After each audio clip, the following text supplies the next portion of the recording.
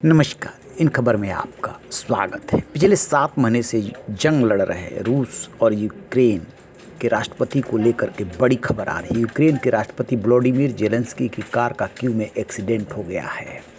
के मुताबिक ज़ेलेंस्की युद्ध क्षेत्र का दौरा करके लौट रहे थे, तभी ये अचानक हादसा हुआ।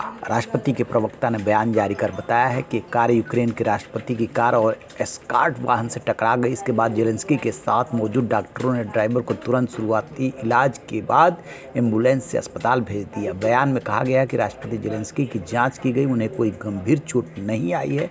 सुरक्षा बल इस एक्सीडेंट की वजह की जाँच करने में जुट गए हैं। आपको बता दें कि बुधवार को ज़ेलेंस्की ने यूक्रेनी सेना द्वारा रूस से खाली कराए गए खार्किव के इजियम शहर का दौरा किया। सेना के फेसबुक पेज पर इसकी फ़ोटो भी शेयर की गई, जिसमें देखा जा सकता है कि ज़ेलेंस्की शहर के प्रशासनिक भवन के ऊपर यूक्रेन का झंडा फहरा रहे हैं। इस दौरान उनके साथ रक्षा उप मंत्री हन्ना मालियार भी मौजूद थी। एक दिन पहले ही ज़ेलेंस्की ने रूस के साथ जारी जंग में यूक्रेन को बढ़त मिलने का दावा किया था। उन्होंने कहा था कि 7 महीनों से जारी इस युद्ध में यूक्रेन डटकर रूस का मुकाबला कर रहा है। यूक्रेन किसी भी कीमत पर घुटने नहीं टेकेगा। उन्होंने ये भी कहा था कि पिछले 12 दिनों में उनकी सेना ने रूस के कब्जे से लगभग 6000 वर्ग किलोमीटर क्षेत्र को छीन लिया है।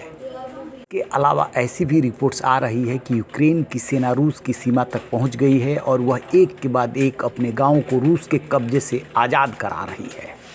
रूसी राष्ट्रपति व्लादिमीर पुतिन पर जानलेवा हमला होने की खबर है। दावा किया गया है कि उनकी कार के पास बम फेंका गया, जिसमें कि वो बाल बच गए। मीडिया रिपोर्ट्स में दावा किया गया है कि व्लादिमीर पुतिन की लिमोजिन कार के पास बम से हमला हुआ और उनकी हत्या की कोशिश की गई। पुतिन की कार के बाएं हिस्से में तेज धमाका हुआ था, उसके बाद बहुत धुआं भी निकला। हालांकि ये कब और कहां कैसे हुआ ये नहीं बताया गया है, लेकिन इस हमले के बाद कई गार्ड्स हटा दिए गए हैं, क्योंकि उन पर शक है कि क्या पुतिन के आने जाने की सूचना लीक हो रही थी।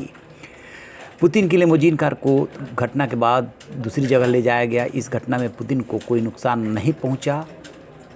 उस समय हुआ जब पुतिन कहीं से लौट रहे थे और इसी दौरान सुरक्षा दस्ते की पहली कार को एक एम्बुलेंस ने रोक दिया। फिर अगले ही पल पुतिन की कार में जोरदार आवाज़ सुनाई पड़ी, जिसमें से धुआं निकल रहा था।